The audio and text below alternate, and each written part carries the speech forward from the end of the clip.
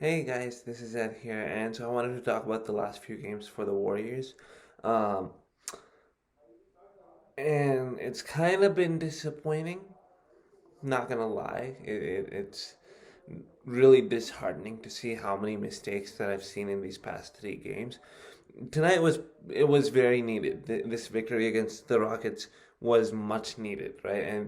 And they executed everything well in the second half. The first half, Steph was cold and they were in there, but the Rockets were just outplaying them throughout the whole game. And then what I liked in that third quarter was they were actually getting rebounds. And then they found Steph on a lot of looks, and he got going in the third quarter. He even hit like a fadeaway at the beginning of the third quarter, and it was just amazing to see what happened in that third quarter. Now I know uh, that this is the Rockets right here, but keep in mind that the game before this against the Bucks, they beat the Bucks, and Kevin Porter Jr. I think he had 50 points and 9 threes, which was totally unexpected. But I think that that's great for him. It's a good booster for his confidence, and I think he's gonna be great in Houston. Now, as for the Warriors, let's talk about the other contributions. Draymond had what 9 points, 11 rebounds, 8 assists. His usual stat line, and then add in a steal there. Kent Bazemore had 2 threes tonight and 9 rebounds and 3 assists and 2 steals in a block. Steady Eddie, Andrew Wiggins, 20 points. And in this in this stretch of like 8 games, they need him to be more than steady Eddie, right? He's been consistent throughout the whole year, but they need more from him. Now, I don't know what's up with Jordan Poole against the Houston Rockets, but he decides to go off against them every time. Now I know he didn't shoot efficiently, but he had 17 points, and Mulder had 17 points. And let's talk about Mulder right here. So he had 26 against Dallas, and you know it was mostly in garbage time, and throughout that game, he didn't really look that great, except in the fourth quarter. It's garbage time. No one really cares what's happening, and yeah, he had a career high. Now against the Timberwolves, he had 11 points, but he was 1 of 7 from three. We could have used a lot more from him, in the sense that the way that the game was going, right, it was an up and down game. It was very tough to see. Now, before I talk about this Timberwolves game, let's talk about the game against the Mavericks. And I was disappointed to see how lackluster they were. And it's not even on the offensive end. I don't care about what happened in the offensive end. Let's talk about the defensive end. Giving open threes. Don't rebound the ball. Throw lazy passes.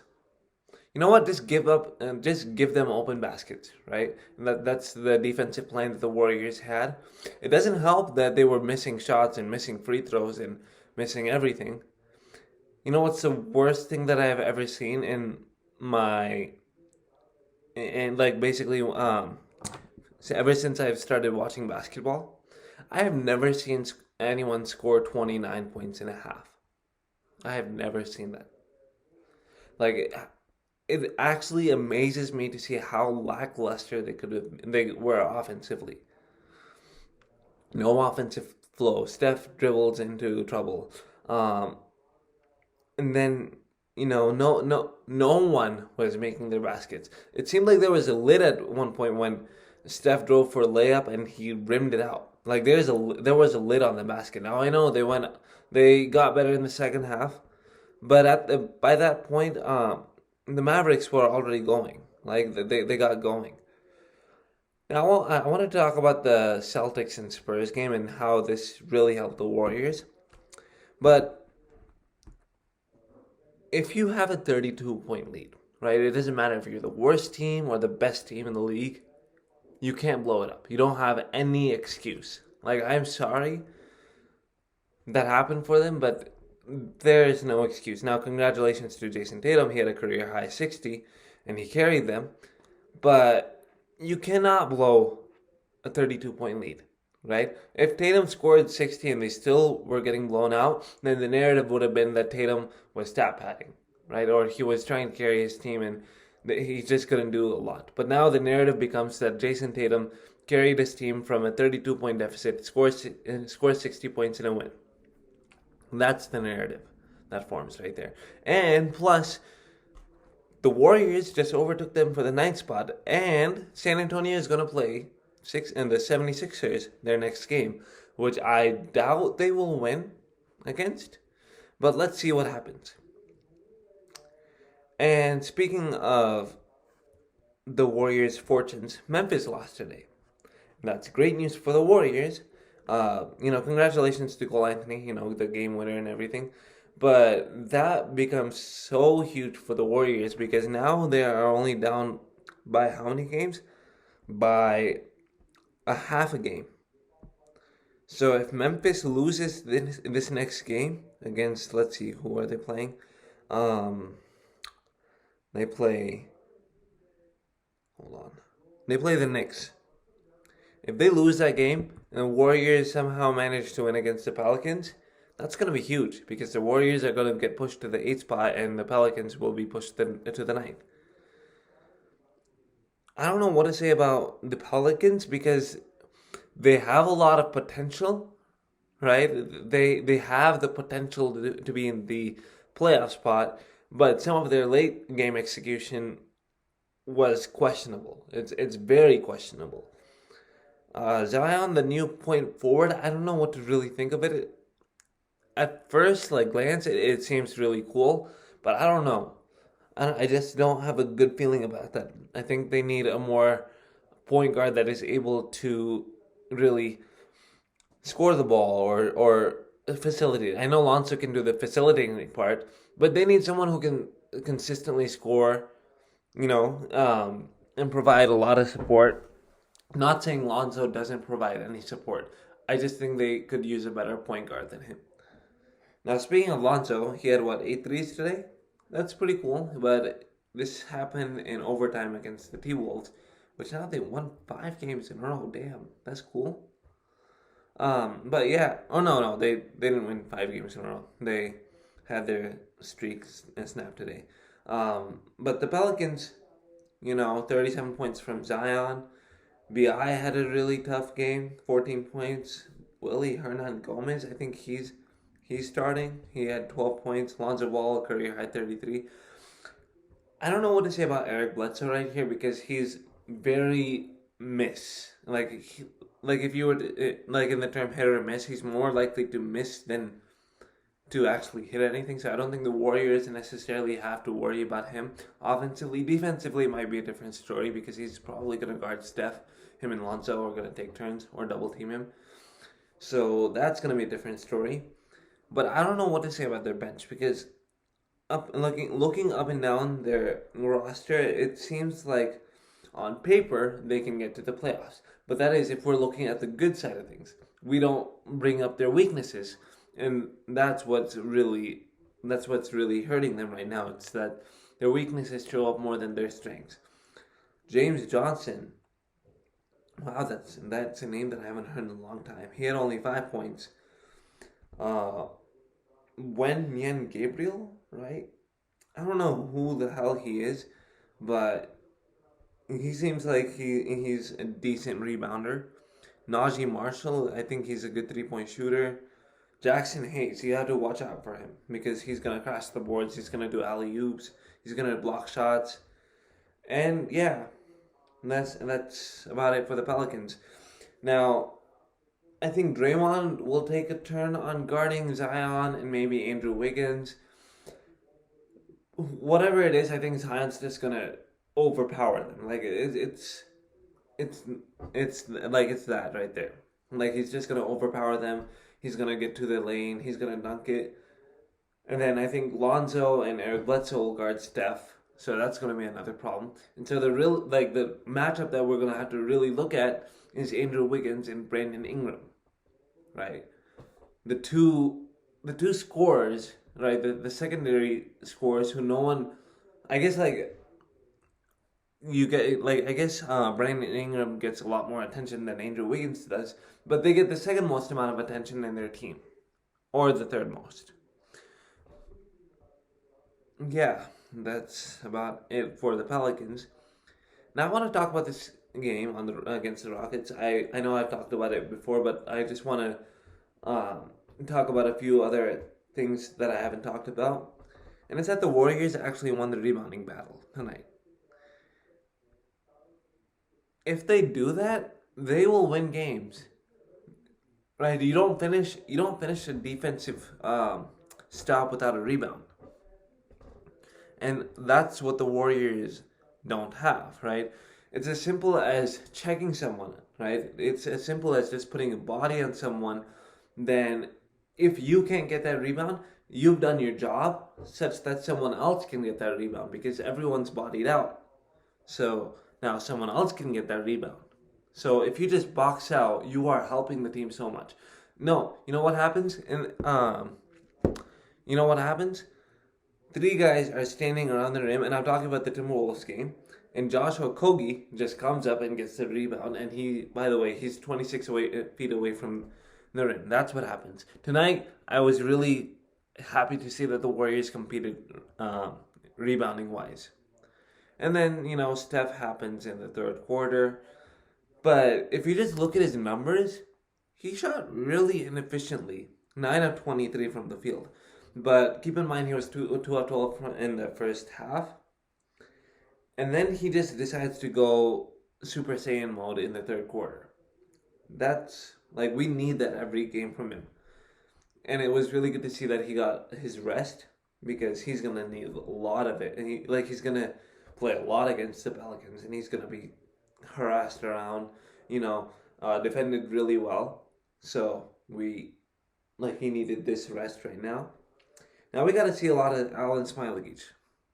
3 rebounds, and I think he kind of looked a little nervous because he was leaving a lot of shots around the rim. He was not making his shots, and he kind of seemed out of control. Whoa, Juan Toscano Henderson. Wow, what a game by him. Okay, 6 points, 6 rebounds, 4 assists, 4 steals, 5 blocks, and near 5 by 5. Wow. The dude really did play well. He stuffed the stat sheet by like a lot. Nico Mannion had 2 points. It's always good to see him. For like in the games that we're blowing teams out, it's always good to see him.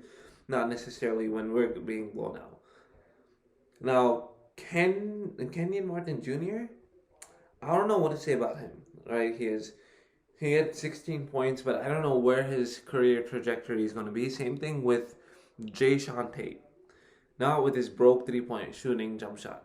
Even the commentators were making fun of his shot, which I think he deserves some of it. But at the same time, he is how old? Right now he's 25, so yeah, he kind of needs to start working on his shot. But I like his energy. His energy is really good, right? Like he'll run around, he'll hustle for the loose ball, he'll do all that stuff. That's really cool. Now, Kelly Olynyk, I don't know what role he exactly plays. Does he play like a more facilitator role? As a big man, does he play that Draymond role except without the exceptional defense? I don't know. Christian Wood, only 10 points, 4 of 15 shooting, and the Warriors put in more emphasis on guarding him, which I really liked because he is that one threat that I was actually worrying about the whole game. And they contain him really well. Same thing with Kevin Porter Jr. They got him really well. Now, Armani Brooks. He had a buzzer-beating 3 today, and that's the only highlight that he had tonight, right? He shot terribly, 3 of 10 from 3. Houston in general got so 3 happy that it kind of just hurt them, right? You see one go down, and then you're like, oh, let me take a few more. And then you suddenly play into the Warriors' defensive plan of they're going to give you those threes because they know that you're not necessarily a good 3-point shooting team. And so that's what happened right there. The Warriors themselves made 18 threes, 18 of 46. That's pretty cool right there. If we get something around this every night, I think we have a lot, we have a huge chance of winning in the playoffs. Now, one thing I don't want is for the Lakers to lose, because if they lose and they suddenly are in the play-in spot, then like if the Warriors win in the 9-10 matchup, or if they win in the 9-10 matchup, then they're gonna have to play the Lakers, and that's not gonna be so well for them. It's not gonna be fun. Now, as the standings are, right, Portland, Memphis, Golden State, and San Antonio, they're all in the play-in spots. I don't think Portland will necessarily be there, or they might be there against Memphis. We'll see them play their second game in the play-in tournament. I think the Warriors, if this were to be as it is, the Warriors will have certainly enough to beat the San Antonio Spurs. But I don't know, right? There are like a few modes for them. A mode where they're super they're so good offensively that their offense can carry them, or they're super good defensively that they suddenly start getting wide open looks from deep, or they start fouling too much, or they don't even defend, or they get lackluster with the ball and turn it over. There are multiple phases there are multiple modes of the Warriors. We just hope that it is the offensive mode, and they're defensively connected. I really hope that happens. I'm a diehard Warriors fan, and I don't want to see them fail. I really love it when they succeed. I just don't and I hate it when they really fail. And I want to talk about Kent Bazemore right here. I really like his energy. I'm not gonna lie, his energy is great. But with that, he does some of the stuff that just makes me want to pull out my hair, right? He dribbles into traffic and turns it over against Minnesota, and then he gets a technical because he thinks he got fouled, but when you look at the replay, there was no foul. So he compounds that error with his own emotions right there. I've seen him miss way too many layups in the beginning part of the season, and I let that go because he plays with so much energy, and that sometimes he just can't control himself. But then there are times where he does a silly foul, right? He puts himself in so many fouling situations where he picks up way too many fouls. And our roster is thin as it is. We cannot have anyone fouling out. And one more thing I really want to talk about is how many times they've had to come back against Minnesota and they still lost. So they played a pretty even first quarter, and then Minnesota goes on a run and they take a 10-point lead at the end of the first quarter. Then the Warriors battle back and tie things before Cat gets a dunk to end the quarter. So they cut that lead down to 2. And then Minnesota goes back up by double digits, and then the Warriors come back and basically go up 2 points. And then Anthony Edwards takes over in the fourth quarter, and before you know it, Warriors are trailing by 10 points. It's cool and all to see them come back in these games, but at the same time, it's mentally and physically fatiguing to see how many times they've had to come back, right? It's a very up and down roller coaster ride for them, as it has been throughout the whole season. But I think they love being the underdog a little way too much, right? They love putting that pressure on themselves. That is fine. In the playoffs, you're going to need that. But right now, you need every single game, right? And I say the playoffs, but I don't even know if they're going to make the playoffs. Right now, they need every single game. Don't care about what's happening in the other part of the standings. Just you do you, and whatever happens, happens. If you like my video, go ahead and like it, and go ahead and click the like button, share my videos with others, subscribe to my channel, and comment down your views about this. Until then, I'll see you next time.